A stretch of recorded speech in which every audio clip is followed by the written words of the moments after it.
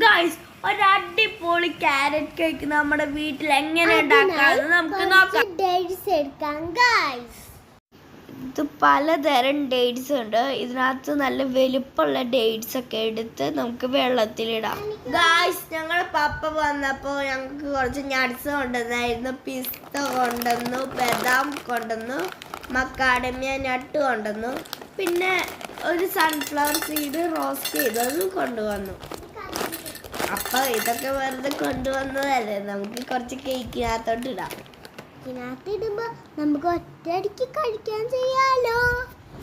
Guys ഇതാണ് macadamia നട്ട്. ഇത് നമ്മൾ മണിച്ചിത്ര താഴിട്ട് വേണം തുറക്കാൻ, അതിൻ്റെ താക്കോൽ വെച്ച്. ഇതും നമുക്ക് ഇതിനകത്തോട്ട് ഇടാം. ഗൈസ് ഇനി നമുക്ക് ഇതിനകത്തോട്ട് നമ്മുടെ സൺഫ്ലവർ സീഡ് ഇടാം കേട്ടോ.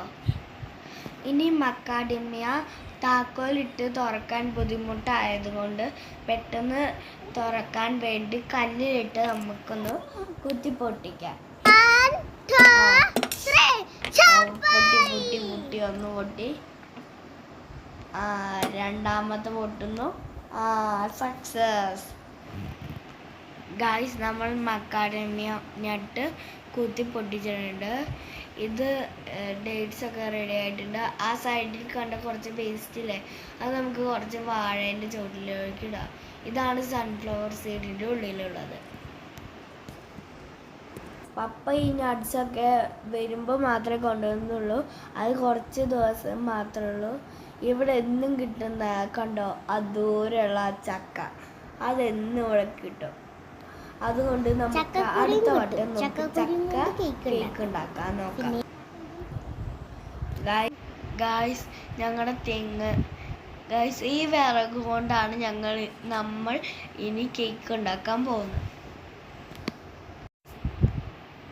ഈ വേസ്റ്റ് ഒന്ന് വാഴയ്ക്ക് ഒഴിച്ചിട്ട് വരാം ഗായ്സ്. എന്നിട്ട് നമുക്ക് കേക്ക് ഉണ്ടാക്കാം. കുഞ്ഞു വാഴയ്ക്കൊന്ന് ഒഴിച്ചു കൊടുക്കാം.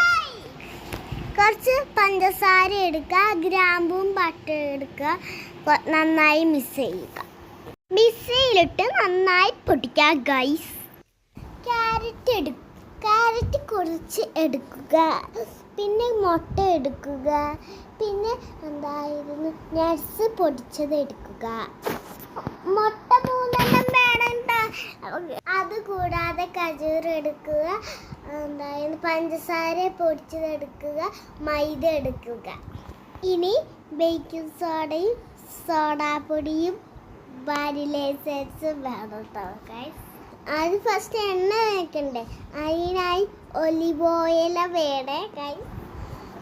ഫ്രണ്ട്സ് ഒലിവ് ഓയിൽ ആണെങ്കിൽ അല്ലെങ്കിൽ സൺഫ്ലവർ ഓയിൽ. ഗൈസ് ഇങ്ങനത്തെ ടൈപ്പ് പാത്രം വേണമെങ്കിൽ എടുക്കുക, അല്ലെങ്കിൽ ഇങ്ങനത്തെ ടൈപ്പുള്ള വേറെ പാത്രം എടുക്കാം ഗൈസ്. എന്തായാലും നമുക്ക് ഒരു പാത്രം വേണം ഗൈസ്, അല്ലാതെ പിന്നെ ഇങ്ങനെ കേക്ക് ഉണ്ടാക്കും ഈ ചതുരത്തിൽ. അതിനുശേഷം നമുക്ക് ഈ അടുപ്പ് ചൂടാക്കി അതിലേക്ക് കേക്ക് ഉണ്ടാക്കാൻ തുടങ്ങാം. അതിനായി നമുക്ക് നന്നായിട്ട് ഈ അടുപ്പ് കത്തിക്കാം. ആലുവടുപ്പ് കത്തിക്കഴിഞ്ഞാൽ ഭയങ്കര ചൂടുമാണ്, കുറേ നേരം കത്തുകയും ചെയ്യും.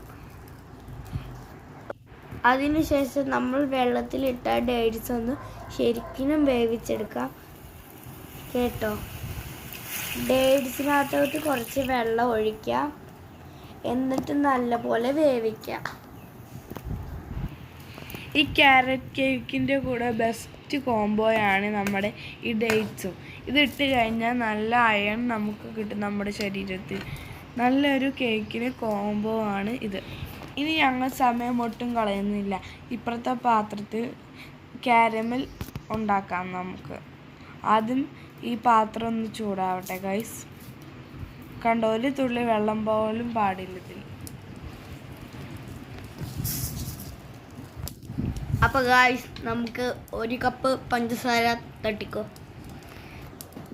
എന്നിട്ട് നല്ല പോലെ ഇളക്കണം. മെൽറ്റ് ആവുമ്പോൾ നമുക്ക് കുറച്ച് വെള്ളം ഒഴിക്കണം. ഗായ്സ് ഈ കാരമൽ നമ്മുടെ കേക്കിന് ഒരു നല്ല കളർ കിട്ടാൻ വേണ്ടിയാണ്.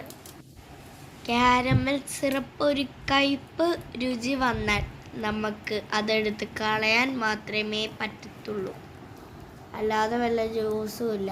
ഇനി നല്ലപോലെ ഇളക്കാം. ഇത് നല്ലപോലെ മെൽറ്റായിട്ട് വേണം. പെട്ടെന്ന് തന്നെ നമുക്ക് വെള്ളം എടുത്തൊഴിക്കണം കേട്ടോ ഗായ്സ്.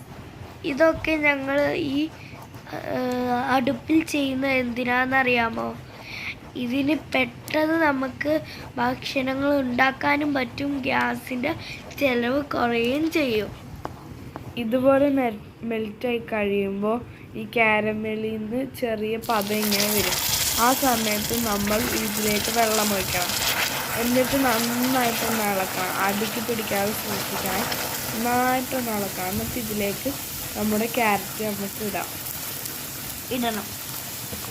ഈ പരിപാടി കുളമായ പിന്നെ കേക്ക് എടുത്ത് വലിച്ചെറിയാൻ മാത്രമേ കൊള്ളത്തുള്ളൂ.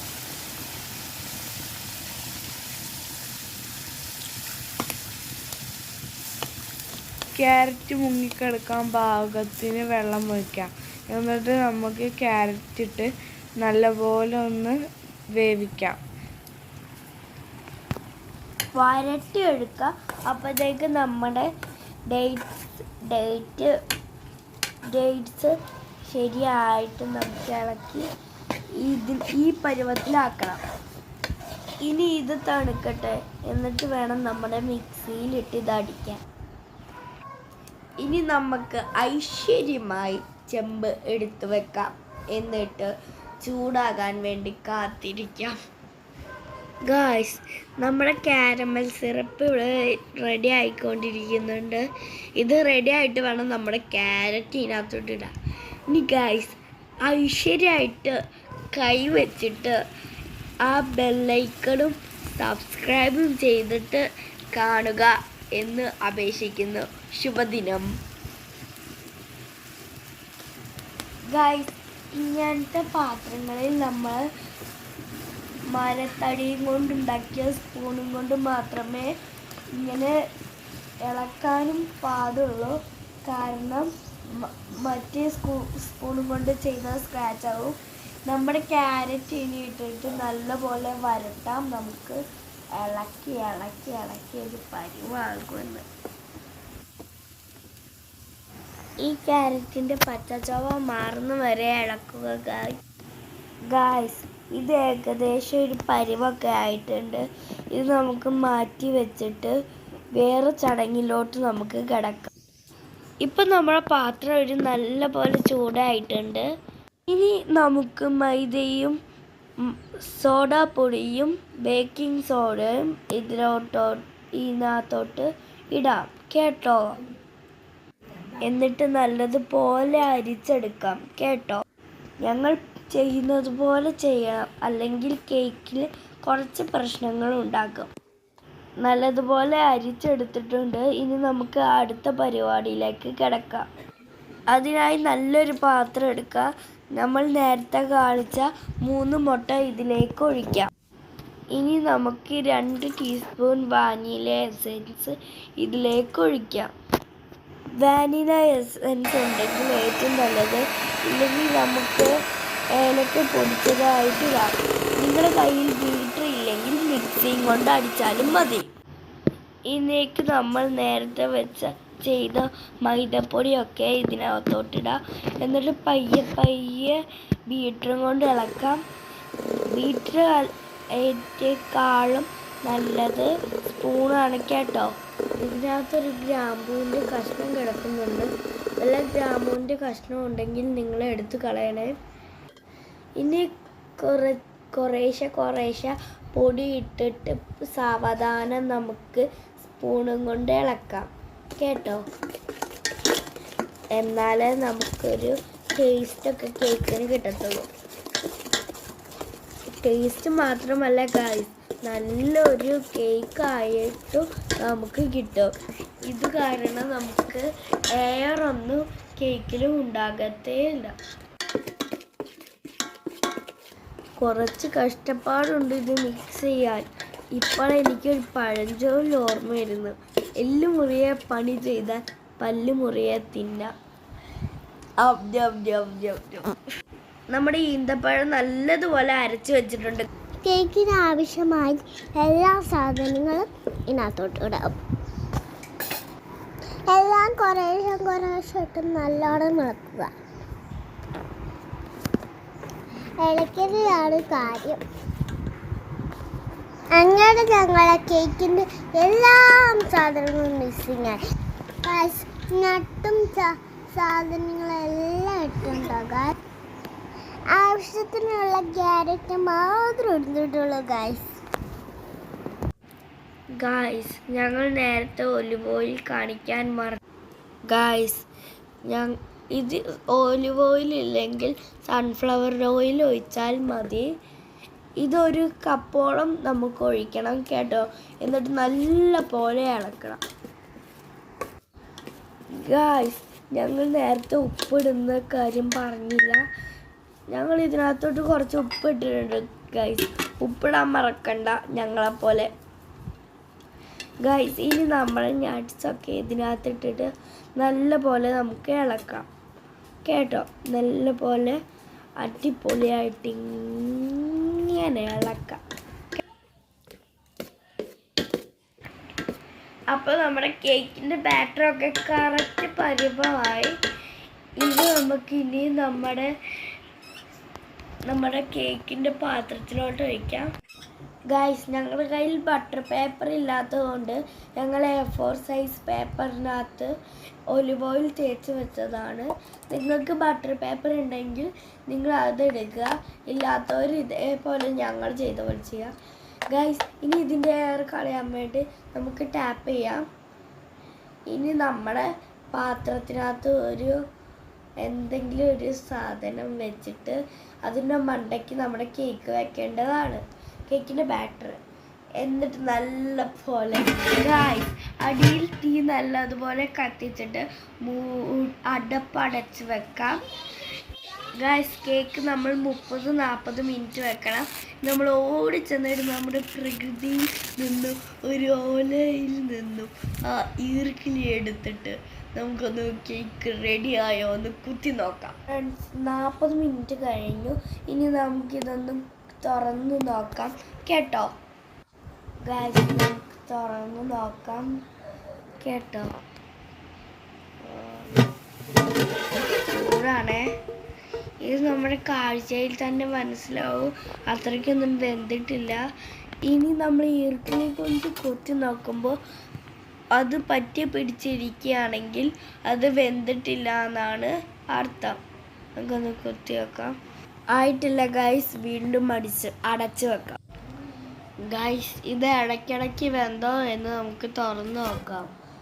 രണ്ടാമത്തെ വട്ടം നമുക്ക് കുറച്ച് കഴിഞ്ഞ് തുറന്ന് നോക്കാം കേട്ടോ. അവസാനമാകുമ്പോൾ നമ്മൾ കുറച്ച് തീയൊക്കെ കുറച്ച് വെക്കണം. നമ്മൾ രണ്ടാമത്തെ വട്ടം നമുക്ക് തുറന്ന് നോക്കാം.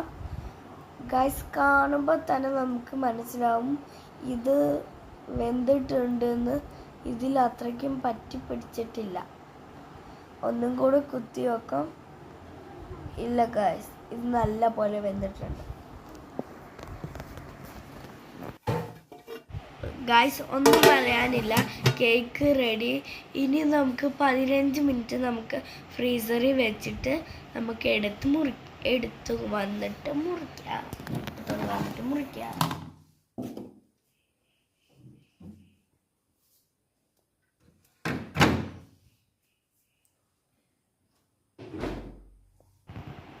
ഗൈസ് നമ്മൾ 10 മിനിറ്റ് ആയിട്ടുണ്ട്. ഇനി നമുക്ക് കേക്ക് നമുക്ക് എടുക്കാം. പയ്യെ സാവധാനം അടിയിൽ നിന്ന് എടുക്കാം. എന്നിട്ട് ഈ അടിയിലുള്ള പേപ്പർ നമ്മൾ പയ്യെ മാറ്റണം കേട്ടോ.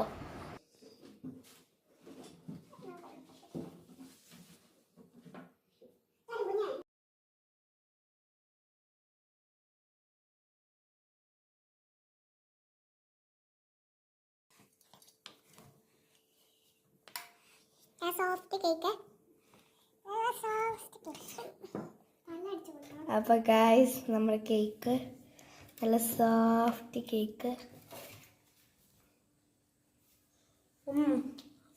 അടിപൊളിയായിട്ടുണ്ട്.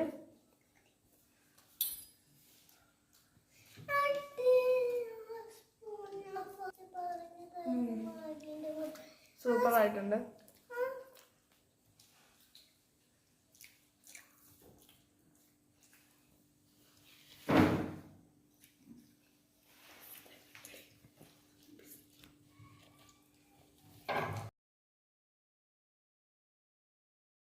കാണുന്നവരെ